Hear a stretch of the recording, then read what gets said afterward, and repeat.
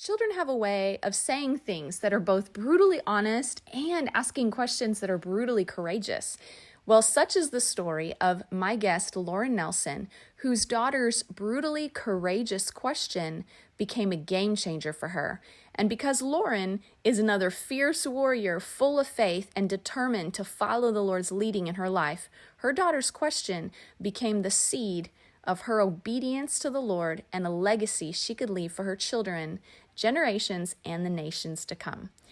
Let's jump into this episode. It's a good one. Hi, and you're listening to Java with Jen with your host, Jenna Lee Samuel.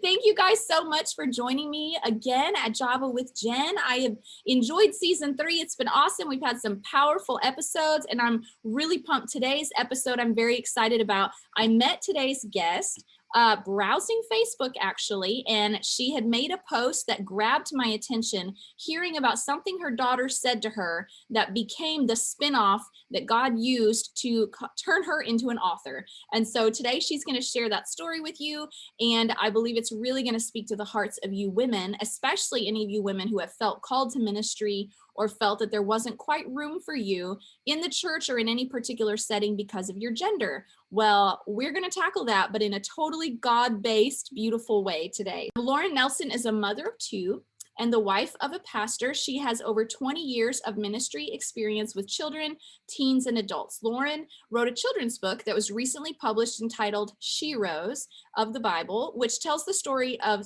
26 heroic women from the Bible who pushed past their fears and watched God do miraculous things because of their faith. Her book will be officially released to bookstores in December of this year, although you can purchase it now on her website, so go do that and get ahead of the rush. And Lauren loves to inspire young and old with stories of courageous faith that overcome fear. You guys, this is why me and Lauren get along already. Lauren, thanks for joining me today. Thank you so much for having me, Jen. This is wonderful. I know, it's such a wonderful surprise to meet you, and you were so willing to just meet kind of last minute. I just asked you a few days ago to be on the show, and you were just ready for me. I love it. Well, I'm excited. I'm ready to share and talk with your audience and talk with you. So you've been a wonderful person to work with. Oh, good. Well, thank you so much for joining me too. Okay, so you, just a little backstory. You and your husband have been in ministry for 20 years, right? Yeah, Okay. we have. So in various ways, we did youth ministry for a lot of years. And then my husband was the associate pastor of a church for about 5 years. And then we planted a church together in the last 3 years. So basically a year of that has been COVID. So it's been interesting. Okay, so I noticed in your bio, you said the wife of a pastor, but you're a pastor too. Absolutely. Okay. And as soon as you read that, I thought, gosh, because that's what was on my book. But in reality, I really like to say we planted a church together. We pastor a church because we do. It's a team effort. You're the mother of the house. I mean, we need dad and mom in that house. That's exactly right. It's so true. And I get to preach. I get to preach whenever I feel like I want to. I feel like the Lord's put something on my heart. My husband's like, yes, go for it. So he preaches, I preach. We have an executive pastor at our church that's a woman as well. And she's incredible. Another mama in the house. So great. I love it. Yeah, it's awesome. You've got a real voice into this. So I know some of my audience, I'm sure, are women who are in ministry, feel called to ministry, or just want to do the work of God, whether that's in the church or at home or in the workplace or whatever. But I feel like women have so much untapped fierceness, ferocity. I don't know what that word would be for serving the Lord. And I feel like, well, we just have a lot to jump into. But what caught my eye on your post, which is what I want you to start with, is something your daughter said that was the kickoff for all of this. So go ahead and let's start with that. Yeah. So I was driving in the car with my daughter and my son. They were in the back seat. We were actually on our way to church. And my daughter, who was 7 at the time when she asked the question, was like, Mom, can I ask you a question? Why are boys more important than girls? I was completely thrown back. I mean, I couldn't believe that she asked me that. And I said, why would you ask me that? And she said, well, Mom, it just seems like God thinks that boys are more important than girls because all we learn about in church are boys. Wow. that was such a profound statement for a 7-year-old, and it really struck me. And one of the things that we were learning about in our church, this was back when my husband was the associate pastor at a church. One of the things that we were learning there was that to pay attention to those moments when God speaks to you or catches your attention. And it was called a Kairos moment, right? It's that time when God just intervenes and speaks to your heart, that there's something that you're supposed to pay attention to. So that was my Kairos moment where I was like, hold on, there's something to this. So we were learning, what is God saying to you? That's that Kairos moment. And what are you going to do about it? So I knew I needed to do something to answer her question, because it struck me in my heart so heavily. And I had asked her, well, but haven't you heard about Ruth and Esther? And because I know we've talked about it. She said, yes, Mom, I've heard of them, but we don't talk about them a whole lot in church. Every week it's about boys. So I went home and I thought, okay, I need to answer my daughter's questions. So what do we do when we need a book and we have a question? We Google it. Yeah. And so that's what I did. I Googled, women of the Bible, children's books about women of the Bible. And at the time, 2 books came up, and both of them were princesses, and, talked about them being more meek and mild and, quiet mannered. And then also the illustrations were all Caucasian. And I thought, this isn't accurate. This is not accurate in any way, but it also it's not very inclusive for people all over the world that are going to could get a hold of this book. Like I wanted kids to be able to see themselves in these images and say, oh, if she could do that, I want to do that too. So for me, I wanted my daughter to know about the heroic women of the Bible, which you can be heroic in many ways, right? We think of heroicism as being, on the battlefield, which there's some of that in the Bible with women, which is really cool. But then there's also just any ways that you can face your fears, and you're conquering your fears through trusting God. That's heroic. Whatever your fears are, that's heroic. And so I didn't find anything like that. And I had read the Bible before. I loved the stories of these women. And I thought, why am I not finding any books that are really tapping into this amazing courage that these women had? And so I began to retell those stories to my daughter in my own way, in a creative way.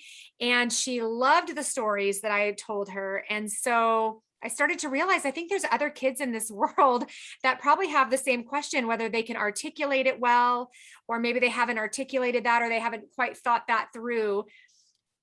Somehow we as a church are giving this impression that women are not as important because we're just not talking about them. But the Lord does not feel that way, because the women are all throughout the Bible. We just haven't chose to highlight them. And there's incredible men stories. We need to talk about those awesome men in the Bible, like David and all these amazing men from the Bible, Paul. But there's some amazing women, and we just need to be able to tap into both of those. So I wrote my children's book and entitled it Sheroes of the Bible, because they're the women heroes. And my book has 20 stories, 26 women that did courageous things and watched God do miracles in their lives because they trusted him with their lives. So that's the role model that I wanted for my daughter. That's the role model, these biblical role models that I wanted for girls growing up, to be able to see these women and go, I can be bold and courageous. My daughter wasn't really into princesses. I wasn't really either when I was a kid. And I was loud, and my daughter was loud, and she was bold, and she was, so she wasn't meek and mild and quiet. And God can use the meek and mild and quiet, but he can also use the loud and the proud and the bold. And so I just wanted kids to be able to see themselves, however God created them, that they could be used by him if in a moment they just say, I trust you. That's so good. My fears. That's so good. I just love that. First of all, I want to say thank you for, as a mother, seeing an opportunity and not just a question that stumped you, because it's easy for us to just be like, I don't know, and not really providing a solution. But there was destiny in your daughter's question. There absolutely was. And I feel like God put in her mouth the question that so many girls have felt. I remember with our college ministry, when the few times that I preached, I remember it surprising me how wild the girls would go. Yeah, Jenna Lee, and I was like, okay, I'm going to preach way longer than I need to. So I don't know what you're cheering about, but B, I was still learning how to preach. So I wasn't actually that great. My husband's a great preacher. But it always struck me how they would cheerlead me. And it hit me later. I was like, they're cheerleading me because I'm championing them by stepping out. Yes. You know what I mean? I'm making room for them. I'm paving a way for them, like Lisa Bevere and Beth Moore have, for so many of us, Joyce Myers. And so it kind of opened my eyes to like how, and I don't want to like dramatize, oh, women are this poor little segment of society. I feel like our culture tries to victimize people way too much. But just the facts are the facts that in most cultures, women haven't had the same quite opportunities. And in the church, it has been. And a lot of times for scriptures that have been, unfortunately misunderstood throughout history, of women being quiet in the church. And I just love that your daughter was brave enough to ask the question so bluntly of like, why does God like boys better? Well, me too. It's like, I'm so glad that, because we've all maybe wondered that at times. Yeah. On to my next question. How do you see the women in these stories that you shared overcoming limitations that they felt culturally in order to still make an impact? How do you see that overcoming spirit in them? And I know there's a lot of women, so maybe just pick your favorite, but. Oh yeah, definitely. Because you could literally go through all 26 and I could passionately tell you about all of them, but obviously I won't. Well, there's common denominators about. Yeah. So the common denominators, absolutely. Well, first of all, the most obvious common denominator for every single one of them is that they are a woman. Mm-hmm. And so being a woman back, in that culture and in that time, it was already a limitation in and of itself because they were more like property. Sometimes they were treated even worse than animals. And so it was not a great experience for women at that time. They were not empowered in any way, shape, or form. And so for them to be even in the Bible just shows how God is saying, that's not my heart. That is what the culture had put on these women, but that's not the Lord's heart, because he names their names. He speaks of them as children of God. And I love that about them. The other common denominator is that they all dealt with their own personal fears. Mm-hmm. So each and every one of these women, all 26 that I talk about, there is something that is a limitation in their life of fear. And it looks very different for each one of them. I have a few examples, Shiphrah and Puah. I had never heard of them. Some of you maybe have heard of them, but I had never heard of them before I started researching for the book. But they are actually my first story in the book. They're found in the book of Exodus, and they are midwives in Egypt. Yeah. And they saved the lives of a newborn, Israelite babies. Israelite baby boys. And so they had been told by the Pharaoh that they are supposed to kill every single newborn baby boy that's an Israelite. And they said they feared God more than they feared for their own lives. And they said, absolutely not. They didn't tell him that. They were really wise in how they did it, and kind of, somewhat deceitful in a good way, because they were able to save lives. And so they saved the lives of all these. They made sure that there were healthy babies born, despite the fear of what they could have experienced, their own death. Yeah. And because of what they did, Moses was able to be born. And he came and was the deliverer of Israel from the power of the Egyptians. And so those of you that have maybe heard of the Red Sea being parted, that was Moses that God used to do that. So if it had not been for Shiphrah and Puah, Moses would not have been alive. He would have been killed. And then we have Deborah and Jael. Those are more like the warrior type women when you think of heroic, right? Deborah was a prophetess and a judge in Israel, but she had not led a battle before. And the general of the Israelite army knew that they were going to be defeated. He was terrified. This general was terrified. And he said, I am not going into battle unless you, Deborah, go with us. And so she pushed back her own fear and said, okay, let's do this. I'm going, but God's going to give this into the hands of a woman. The woman is going to win this battle because she wanted to trust the Lord. She goes, we're trusting God. He said to go. We're going to go no matter what, no matter how afraid we are. And Jael was the one who ended up actually killing the bad guys. So, which that's a gory, awesome story, by the way. It is so awesome. Do you know what? That is the first story I taught my daughter, and I thought I would traumatize her forever. And she loved it. Yes, she loved it. Okay. So for the listeners that are not familiar with JL, give them a summary of JL's story. Quick summary is she basically lived in a tent right outside of where the war was happening between Israel and I'm blanking on the people they were fighting against, because there's lots of enemies and throughout the Bible that they're fighting against, but still is. Basically she the king of this other of the wicked people was running away, trying to find a place to hide because he was scared, because Deborah was doing awesome out on the battlefield. And she pretends like she's on his side, and she goes, oh, come hide in here, hide in my tent. And she says, I'll give you milk and you could take a nap. And so he said, okay. And he goes to sleep. And when he's sleeping, she takes a tent peg and she slams it into his head and kills him. So it's very graphic. In my book, I make it a little bit, lighter. We don't go into all those details because it's a children's book, but it is. She had to have some serious strength to even do that.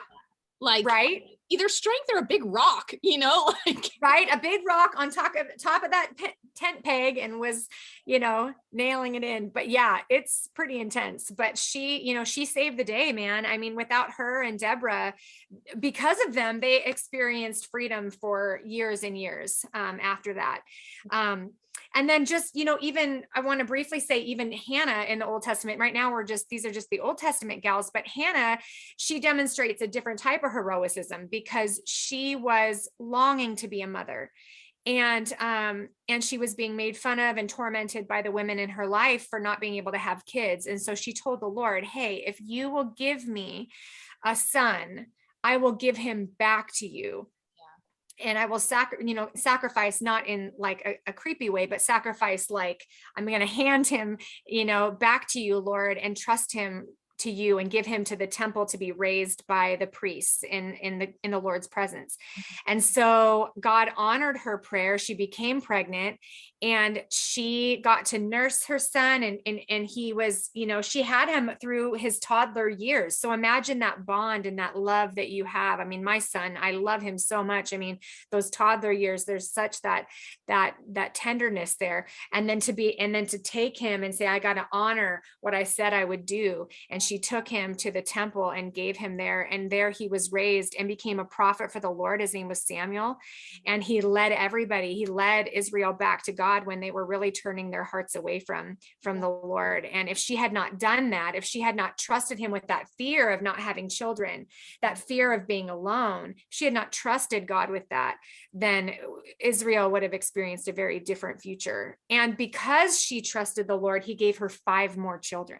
So when we are trusting God with the things that are the most precious to us, there's something beautiful on the other side, and he fulfills those desires of our hearts. So true. There's 2 other women I just want to briefly say, just because it's the New Testament, but I want to tell you guys, there's so many women in the New Testament and people don't realize that. But I want to just share briefly about Mary Magdalene. She was another gal who was really tormented by the enemy and experienced a lot of demonic oppression, whatever that looks like. It could have been physical. We know it was spiritual, but she experienced a lot of hardships and was probably thought to be crazy and laughed at by people and rejected. But when she met Jesus, he delivered her of those things. She was in her right mind again and was able to follow him, became one of his disciples. She gave of her own finances to him and his ministry, and shared the love of Jesus with others. And so she was conquering her own fears of being known and loved. And when she had come from such a dark past, and the Lord delivered her of that. And so, and then Priscilla is another gal that I just love. She was a preacher. She was a preacher. She was, she got to know Paul, and did ministry with Paul. Her and her husband Aquila did ministry with Paul, and so she was a preacher and a teacher and an evangelist. And so that was back when women did not really have a voice, and so that was a sacrifice for her to speak up and use that gifting that the Lord had given her. But many times in Scripture, her name is actually mentioned before her husband's because she was a more gifted teacher, and that is honored by God. He's saying, I want you to preach. I want you. People were coming to the Lord left and right because of her. And she was a missionary. And so anyway, but there's so many women, Joanna and Lydia. And anyway, there's amazing women that conquered their fears and watched God do awesome stuff in their lives. I love that. I love that common denominator of conquering their fears to do what the Father is saying, because really gender neutrally, even, like, of course, that's just a common denominator regardless of everyone who makes a mark in the kingdom of God. And but I just love how these stories are so diverse. Like, I keep thinking about the Pua and Shifra, how, like, I remember reading that story when we were having our children, because we had them all at home. And so I was looking through Scripture for promises I could hold on to. And I just remember in that story, it said the Israeli women gave birth vigorously and quickly or whatever, because of course they were racing against time. They didn't want the officials to hear them having birth, and come in and kill the baby before they were done or whatever. And how the Lord even gave grace for the women to deliver vigorously and quickly, Yes.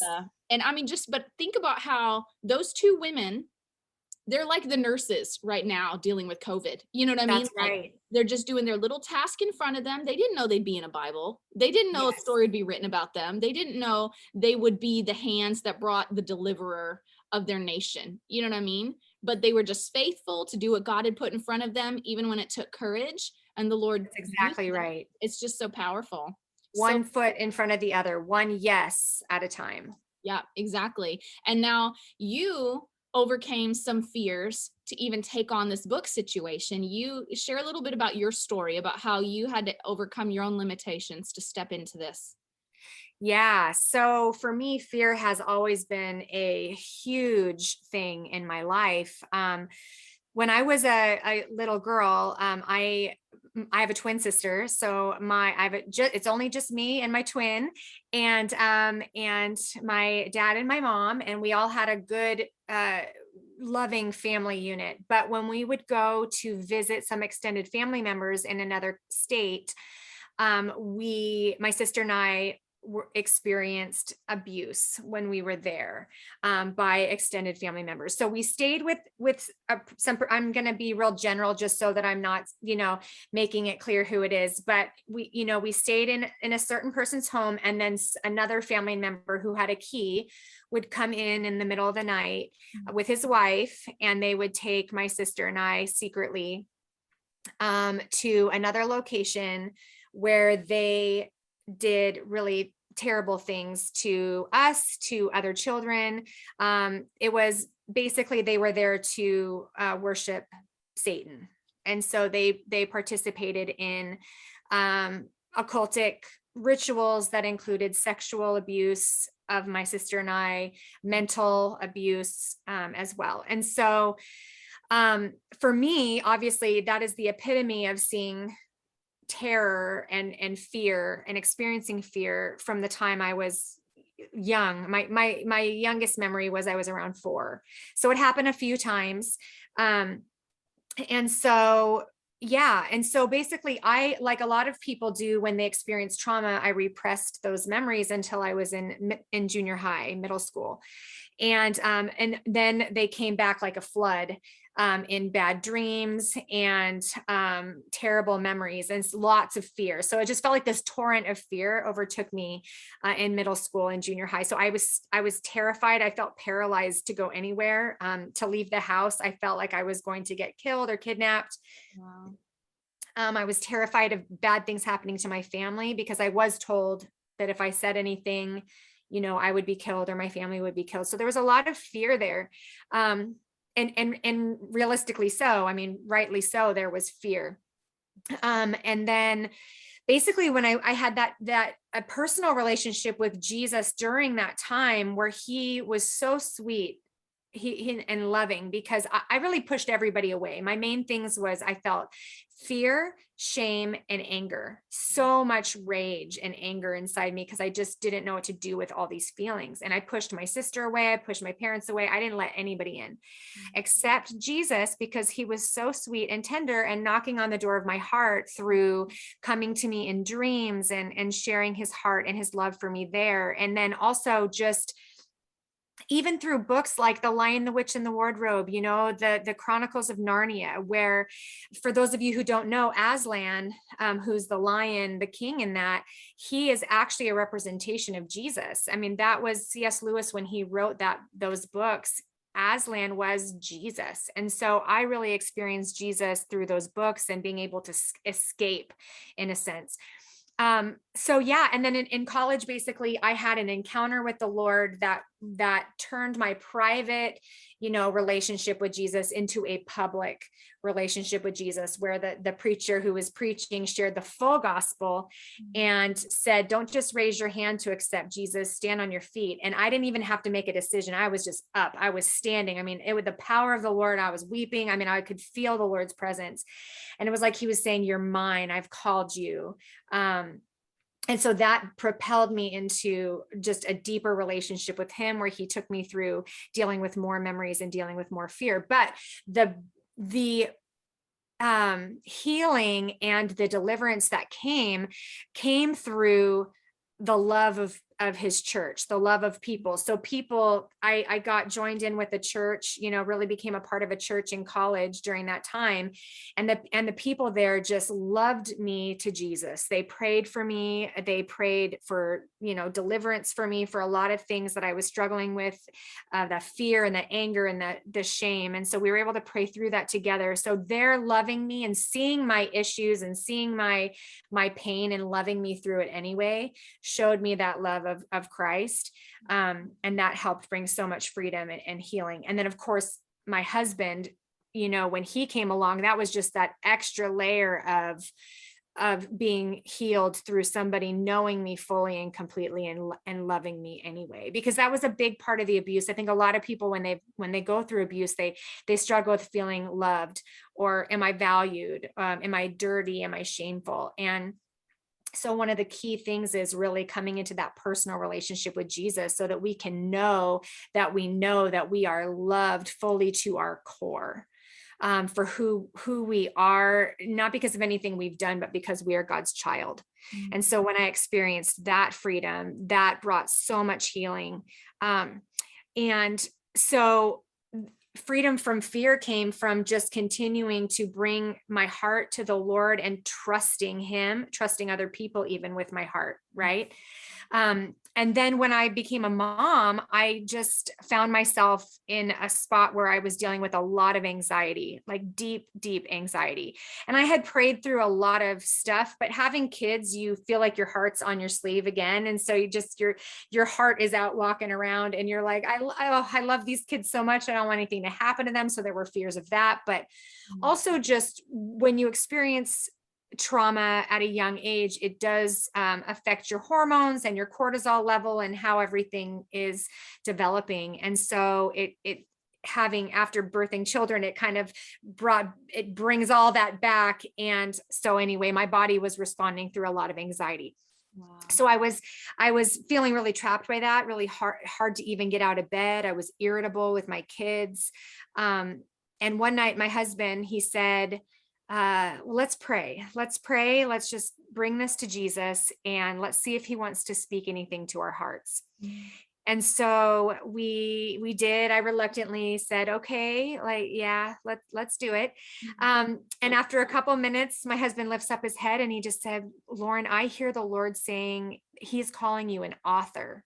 Mm-hmm. And I laughed out loud, not out of, thank you, Jesus, I receive it. No, I laughed because it was so ridiculous to me. And Sarah kind of laughed. Yes, it was absolutely impossible. And I was never a great writer. And I could not see, I didn't have any vision to write anything. All I could do was just get out of bed barely. Yeah. And so to me, it just seemed absolutely impossible. But my husband said, and this is part of that, taking those steps out of fear, is he said, let's declare that God can do more than we think he can do. He can do the impossible. Yeah. And so I said, okay, God, like, I don't see it, but you said it. And so I declare that you can do this. Yeah. So that was me choosing to speak out faith, even though in my heart I was terrified and thought it was ridiculous. Uh-huh. So it was a year later that my daughter asked me that question in the car that propelled me into writing the book, Sheroes of the Bible. And then all of a sudden I'm an author. So I didn't try to make it happen. I just had my daily yeses, and it was, what is God speaking to me? What am I going to do about it? And all of a sudden he's moving me into what he spoke in the middle of my mess, in the middle of my anxiety, that I was going to be an author, that he had something bigger for me than I could ever imagine myself. Wow. That's Yes. amazing. So those were what a powerful story. Like, because it wasn't just about making a decision to write a book. Like, it was just all of your being was like, yeah, this is not going to happen. right. Right. Well, and then, so once I make the choice to write the book, well, then it's okay. Now people are going to read my book. Oh my goodness. Like, I have to get this out there. I have to tell people about the book, and people are going to read it. So my heart is on these pages of this book. It's very vulnerable. And so I'm not only asking people to read it, I'm asking them to pay for it. And then I'm asking them to, like, hey, will you let me get in front of your church and tell everybody about it? I was not a public speaker. I used to tell people, gosh, before all this, people, if someone would say, would you rather die or do public speaking? I would rather die because public speaking is terrifying to me, or it was. But then it's that yes at a time, and he gives you the strength that you need. And I would have never seen myself on a podcast, never seen myself doing any of this, but it's those daily yeses of conquering those fears that he gets you stronger and stronger in him and his strength to do those things and to overcome those limitations. I love that. And I just keep thinking, like, the message that you're tapping into with your book, I feel like is much bigger than you, because I've seen this message stirred up in the body of Christ a lot lately, particularly in the last 5 to 10 years. But I feel like there's been a lot more men of God, Chris Valentin, Danny Silk, a number of them speaking up to the topic of women and redeeming women and restoring women, and women are fashioned for destiny, and all of this. And then I see, even like, when did you watch the movie Endgame? It's the Marvel movie where it's like all the heroes are in it, right? Yes. Okay, now I don't want to do a spoiler, so if you guys haven't stick your fingers in your ears for a moment. But as we're watching the movie, and it was like all the guy heroes were on the front, and they were all starting to fall. They were all getting like killed or maimed enough they couldn't fight. And the thought was like, oh my gosh, our heroes are actually not going to make it. And then out of nowhere come all the women. And the women came on the scene, and they just kicked butt. And I remember when I watched that scene, my spirit jumped inside of me. And I just felt like the Lord was like, this is a prophetic picture of what I'm doing in the earth right now. Not that we want men to fall at all. No, that's not what it's about. But it's about women who have been on reserve, I guess is the way to say it. They've been on reserve for so long, which to me is such a picture of God's redemptive nature, because at creation, women were a part of what triggered the fall. But he, in his redemptive nature, is going to allow women to be part of what brings the restitution of the nations back to Christ, and in such a heroic way. And so I feel like your message is actually really prophetic for the time. It's not just a good message. I feel like it's seasonally very, very well timed and very appropriate. And so that's part of why I got so excited about it. But I see the Lord just doing that in the nations, period. Yes, I agree. And of course, you see the false parallel, which is the world in women's lib, and then all this gender confusion nonsense. Absolutely. I'm like, okay, the enemy is clearly trying to screw with what God is doing. Absolutely. And so it's crazy. But I wanted to talk about even how we oftentimes think about impact in terms of, these women are heroes and they did these great things. And we did kind of call out like the, if we think about it close enough, you think about it in retrospect, their story looks so characterized. You know what I mean? Where it's like Yes. a caricature, where it's like, it's almost like blown out of proportion for what it was actually like in the moment. You know what I mean? Right. But if you look close in the moment, their stories were actually very missable. Yes. You know what I mean? Like the women, they had no idea. I don't know if they ever knew that they brought Moses in, if they delivered Right. the deliverer. You know what I mean? And so I just wanted to even call out how we think about impact and being heroic and making a mark on history in terms of these grand moments. But I feel like most people, we don't have a lot of those moments that come along in life to begin with. Well, we kind of have both. We have a lot of those because they're actually small, simple, faithful moments. Exactly. But then we don't have a lot of them because you might only shift history once in your lifetime Right. in a marked way. You know what I mean? But at Yeah. the same time, we're shifting history every day. So it's like this weird parallel, this weird dynamic. Yes. But I wanted to highlight something that I had read in Rick Joyner's book called The Final Quest. I shared it with you when we talked earlier. And in it, he was talking about how the Lord had taken him to heaven and was showing him what the earth would be like in the final hours before the Lord's return, and how the enemy would operate and how the church would operate. And in a part of the story, the Lord took him to heaven to show him like it really was about the humility that lives in heaven. But as he was there, he was seeing all these people around the throne and how the way we live our life here and our stewardship of our life here determines how we will live through eternity. God rewards us with a role in heaven that's measured by how we managed our role in the earth.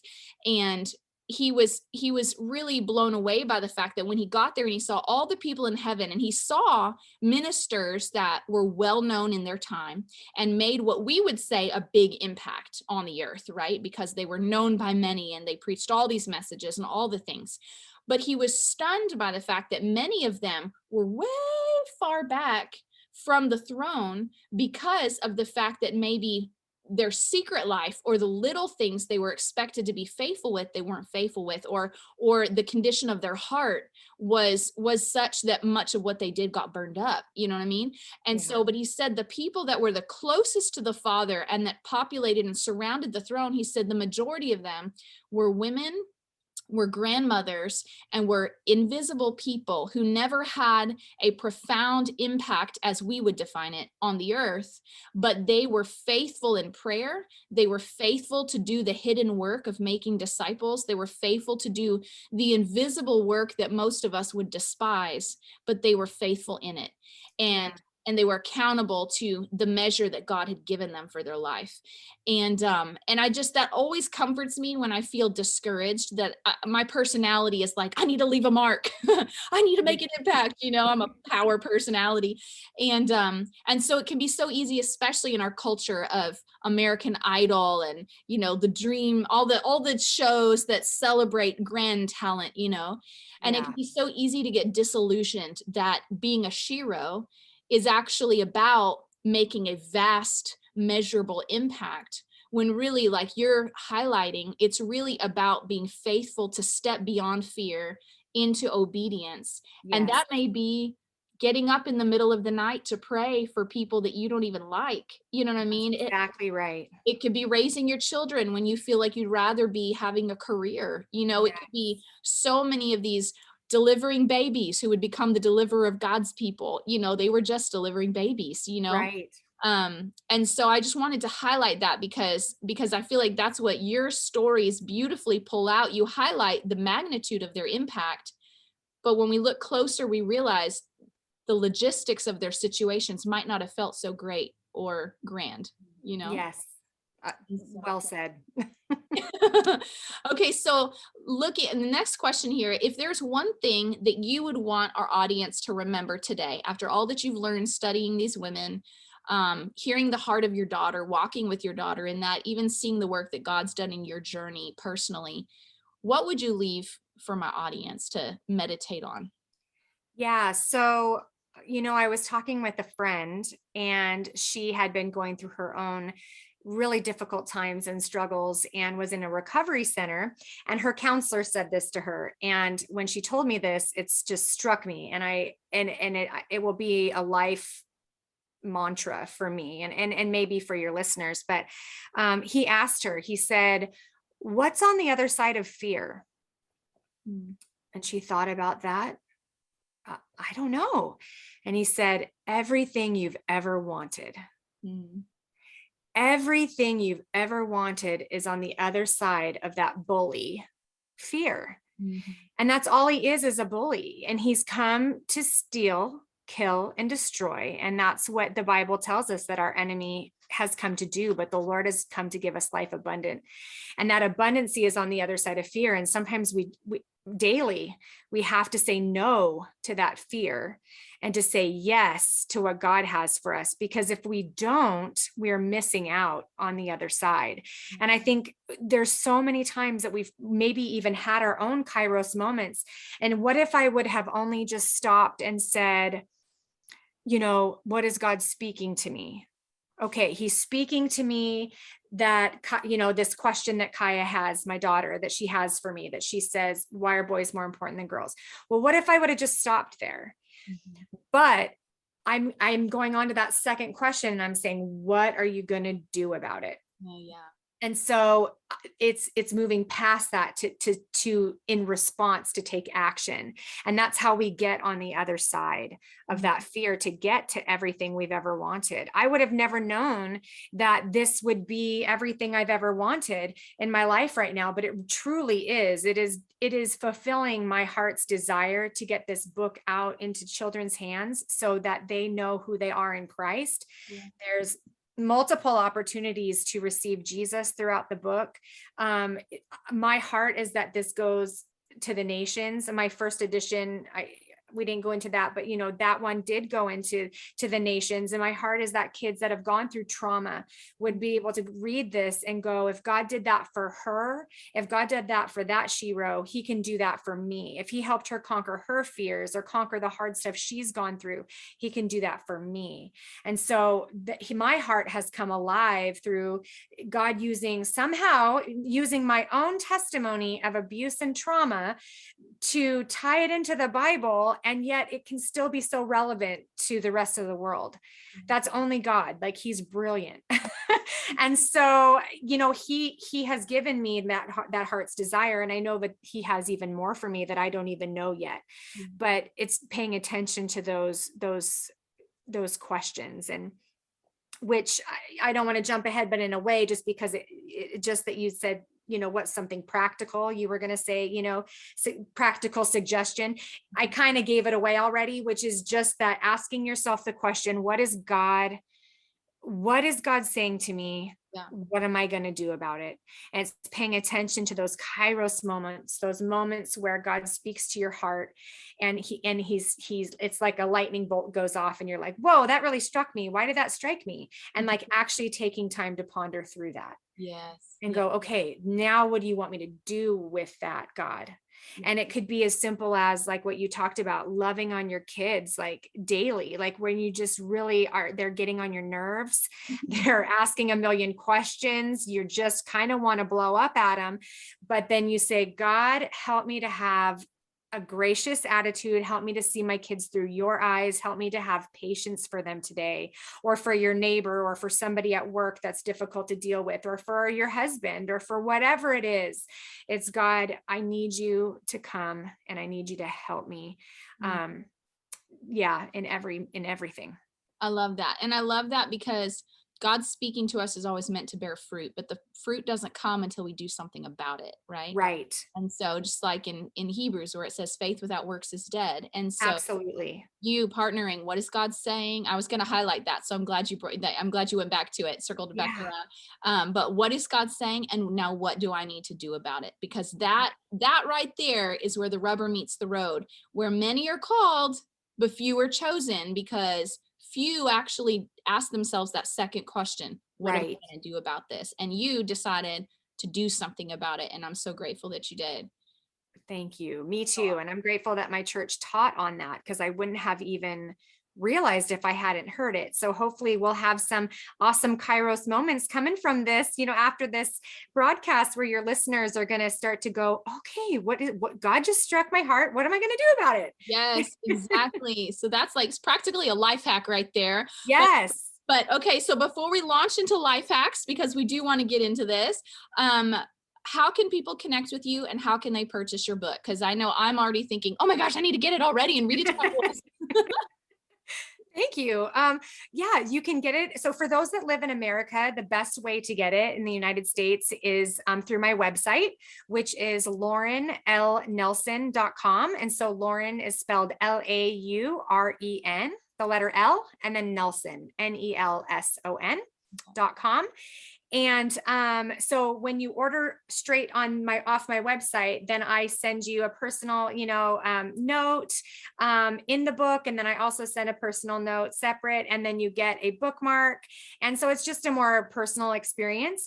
And because it's not available in bookstores until December, the only way to get that physical copy of the book is through me right now. But if you are abroad, you are living outside the United States of America, and you're like, but I want a copy. I do mail them. It's just very expensive. So to have to ship, it costs a lot of money, like $40 or $50 just for shipping. Isn't that crazy? So I would recommend for now to go onto Amazon.com or BarnesandNoble.com and get the ebook. So the e-version is available now, and you pay, I think it's like $8.99, and you get a digital download, and you have that for yourself now. And then come December, you can get the book on any of your favorite book retailers will have it. That's so great. I just love it. I love it. Thank you for sharing that with us. And if they want to follow you on social media, where's a great place to see that? You can follow me on Facebook or Instagram, and I am at Sheroes of the Bible. So Sheroes is spelled SHEROES. has an ES, yeah, because people forget the E sometimes. So Sheroes, like you're writing heroes, you just put an S on the front. Okay. Yeah, at Sheroes of the Bible. Perfect. And what I'll do is, for all you listeners, you guys know my routine by now, but if you're a new listener, I will throw these links and stuff into the show notes right under whatever platform you're listening to this episode. Just look, there should be a description underneath it. And in there, I will have show notes so that you can connect with Lauren, so you can connect with me on social media, and that so you can purchase her book as well. So make sure and check that out. And you guys don't go away, because we have life hacks coming. And so stay tuned. We're going to jump right in. Lauren's got a great one for us. Yeah. Psst, hey, it's Jen. Have you ever listened to one of the episodes and thought to yourself, oh, I wish I could leave a response to that, or I wish I could leave feedback or ask a question? Did you know there's actually a way to do that in Spotify now? I know, it's super cool. So if you head over to Spotify and search for Java with Jen podcast, or Java with Jen, Hearing God's Voice for Everyday Life, you may have to search all of it. And then you go and check out my most recent episodes. There are polls and Q&A options that you can weigh in on, and I can connect with you that way over here on this platform. I usually use Instagram to connect with you guys, but now with this feature from Spotify, it's a super cool way to engage with the content of each episode and talk to me directly. I'm looking forward to hearing from you guys. So go head over to my latest episodes on Spotify, and let's do that right now.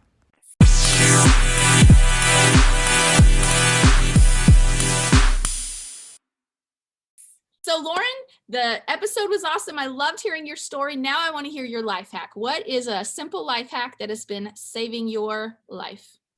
Oh, my life has been saved because of a Revlon Color Stay liquid lipstick. Okay. That's a big, long word, but basically, I'm really pale. I'm really fair skinned. And so my lips have like no color. And so I feel like I look like death if I don't have color on my lips. And so I would always be trying to reapply my lipstick or reapply my lip gloss. And then I found Revlon Color Stay, and I just use that. I put it on in the morning, and I've got color all day long. So I recommend that to everybody. Okay, so great tip. Now I use another one. I use actually Wet n Wild. It's the liquid cat suit, and it lasts really well, but It does wear off in the middle of the lips, Same. Okay. Yeah. After a number of hours, or it kind of depends, like if you're extra like hot, and like then it might kind of wear off a little bit.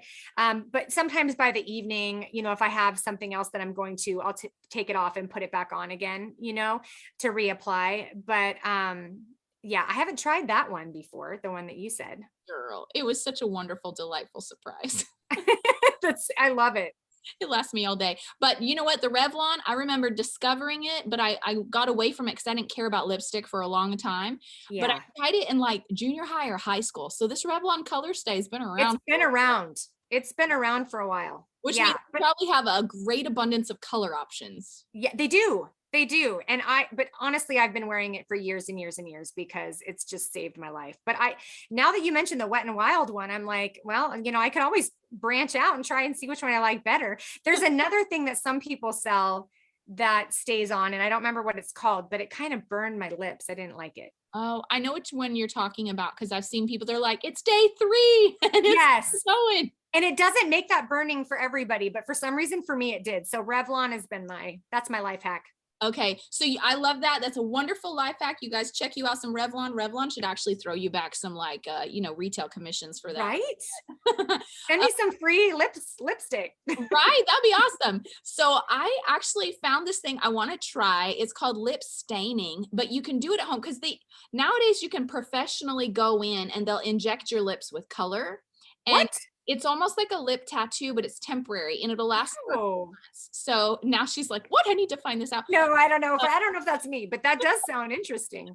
So, well, you can do it at home. Apparently you get like the gel, like food coloring, like the gel stuff. It's like more like sturdy than just the dye. So you get the gel food coloring and then you mix it with some kind of glue, I guess any kind of glue, but I need to go back and find the video. I saw it on YouTube. And then you just mix it with the glue, you paint it onto your lips and you leave it for like 20 minutes or whatever. Wait till the glue dries. When you peel off the glue, it stains your lips and it'll stay that color for a couple of days. Oh my goodness. I feel like I would ruin that. I would do something like to ruin my face if I tried. Get it like all in the wrong places. Yes. That was my thought process. I was like, I don't know if I'm smart enough for this. I don't think I am. Okay, well then we'll stick with Revlon Color today. Great life hack. So Lauren, thank you so much for coming on the show. It was so good to hear your story and it just made me want to ask you even more questions. But you guys, follow Lauren online, go check out her book and if you guys listen to this episode, do us a favor, screenshot it, throw it in your stories, tag me, tag Sheroes of the Bible. And that way both of us can repost it and see who all is catching the episode. So thank you guys for listening. Lauren, thank you for coming. And thank you for having me. Absolutely. And you guys, we will catch you next week. Have an awesome week. Thanks so much for tuning in to today's show. For those of you who've rated or shared this podcast on social media, thank you. Reading your comments and reviews always means so much to me. Listen, let's stay connected. Come follow me on Instagram at Java with Jen, where you can follow the latest and say hey. It's a really great way to stay in touch. Many of you have also asked how you can support the show. You can make donations through the Anchor app or on Patreon. Or of course, by sharing, rating, and reviewing on social media and iTunes as well. Your heartfelt feedback always reminds me why I do this. Also, we have merch coming. Stay tuned and I'll let you know when it hits the stores. Until next time, remember, you will fulfill your greatest destiny one day at a time.